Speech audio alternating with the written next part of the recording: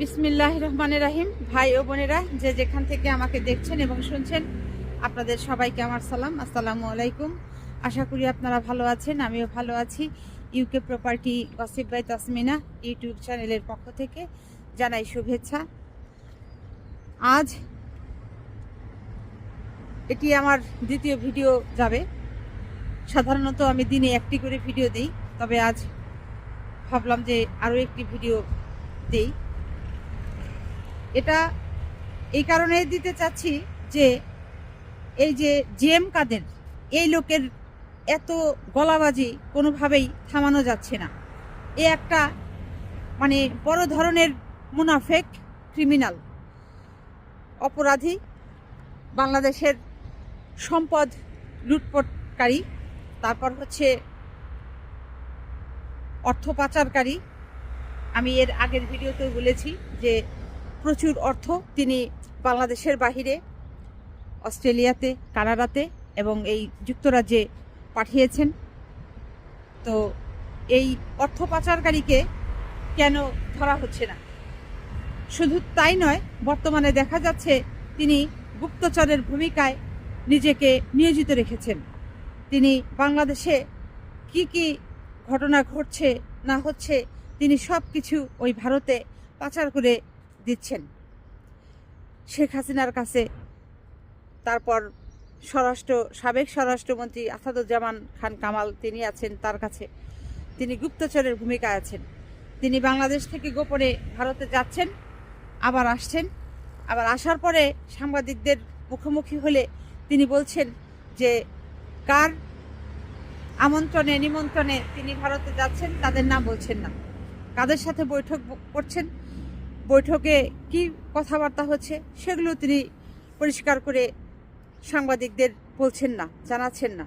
তো এতে স্পষ্ট প্রতীয়মান হয়, বোঝা যাচ্ছে যে তিনি মানে বড় রকমের একটি ঘাপলা তৈরি করতে চাচ্ছেন, দেশকে বিপদের মধ্যে, ঝুঁকির মধ্যে ফেলতে চাচ্ছেন।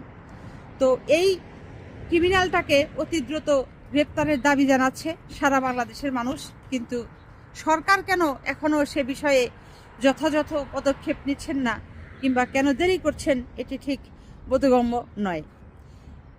আর এই জিএম কাদের এমন একজন মুনাফেক মানুষ, এমন একজন মানে নিজের স্বার্থবাজ মানুষ, সবসময় শুধু নিজের স্বার্থ দেখে, নিজের পরিবারের স্বার্থ দেখে। তার কাছে তার যে দল জাপা জাতীয় পার্টি, সেটিও কোনো বিষয় নয়, সেটাকেও তিনি তুচ্ছ তাচ্ছিল্য চোখে দেখে, যে কারণে তার দলের ভেতরের লোকেরাও তাকে খুব একটা ভালোভাবে মেনে নিতে পারে না, দেখে না। বিগত 15-16 বছর আওয়ামী সরকারের শাসনামলে এই জাপা যে ঘিরিঙ্গি করলো, পল্টিবাজি, এই জিএম কাদের, এটি কল্পনার বাহির। এই যে আরও দুজন আছে জেলে পড়ছে, হাসানুল হক ইনু এবং আরেকজন আছে, হাসানুল হক ইনু হচ্ছে রাশেদের, তারপর আরেক পল্টিবাজ আছে, সে হচ্ছে আপনার ওয়াকার্স পার্টির নেতা রাশেদ খান মেনন। এখন তারা জেলে আছে, খুব মজায় মজায় জেলের ভাত খাচ্ছে, তরি তরকারি খাচ্ছে, খুব ভালো লাগছে। এই বুড়া বয়সে এগুলো শুধু আওয়ামী লীগের সাথে হাত মিলিয়েছে অর্থ কামানোর জন্য, নিজেদের ব্যাংক ব্যালেন্স করার জন্য, নিজেদের পকেট ভারী করার জন্য। এই বৃদ্ধ বয়সে আপনাদের সম্পদ খাবে কে বলেন? এখন তো জেলে বসে বসে ওই জেলের রুটি খাচ্ছেন আর ভাত খাচ্ছেন। তো বাহিরে যখন ছিলেন, আওয়ামী লীগের সাথে মিলে রাজনীতি করতে গিয়ে এই যে বদনাম কামিয়েছেন, দেশের অর্থ লুটপাট করে দেশের বাহিরে পাঠিয়ে দিয়েছেন, সন্ত্রাস করেছেন, টেন্ডারবাজি করেছেন, চাঁদাবাজি করেছেন, তারপর হচ্ছে মানুষকে রাস্তাঘাট থেকে ধরে নিয়ে গিয়ে তাদেরকে আটক করেছেন, তাদেরকে জিম্মি করে তার পরিবারের সদস্যদের কাছ থেকে অর্থ চেয়ে নিজেরা পকেট ভারী করেছেন, সম্পদের পাহাড় গড়েছেন।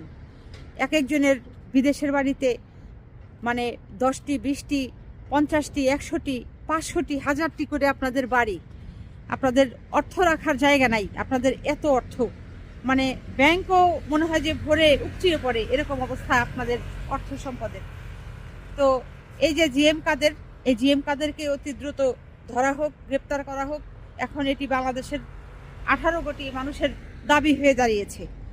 যেহেতু এই জাসদের ইনুকে ধরা হয়েছে, ওয়াকাস পার্টির রাশেদ খান মেননকে ধরা হয়েছে, কাজেই এই জাপার এই জাতীয় পার্টির জিএম কাদের কেন বাকি থাকবে? সে কেন বাহির দিয়ে এরকম ঘুরঘুর করবে? প্রতিদিন ভারত যাবে, আসবে, গুপ্তচরের মতো তাদের সাথে মিটিং করবে, বসবে, কথা বলবে।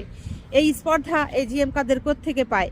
যে ভারত থেকে আসার পর সাংবাদিকদেরকে একেবারে স্পষ্ট জানিয়ে দেয় যে কাদের সাথে তার বৈঠক হয়েছে, তাদের নাম বলা যাবে না, বৈঠকে কি সিদ্ধান্ত হয়েছে সেটিও তাদেরকে জানানো যাবে না। এই কথা বলার জিএম কাদের সাহস কোত্থেকে পায়? আগামী 24 ঘন্টার মধ্যে এই জাতীয় পার্টির নেতা জিএম কাদেরকে আপনারা গ্রেপ্তার করুন। গ্রেপ্তার করে তাকে বিচারের ব্যবস্থা করুন, তাকে আইনের আওতায় আনেন এবং তার এমন কঠিন শাস্তি বাংলাদেশের মানুষ দেখতে চায় যেন আগামীতে কেউ দেশের সাথে, দেশের মানুষের, সহজ সরল মানুষের সাথে যেন এরকম মির্জাফরি করতে না পারে, বেইমানি করতে না পারে। সেই সাহস যেন বাংলাদেশের আর কারো ভবিষ্যতে না জন্মায়। সবাই ভালো থাকবেন, সুস্থ থাকবেন এবং আমার জন্য দোয়া করবেন। আমার এই চ্যানেলটিতে লাইক, কমেন্ট, শেয়ার এবং সাবস্ক্রাইব করবেন। আসসালামু আলাইকুম, আল্লাহ হাফেজ।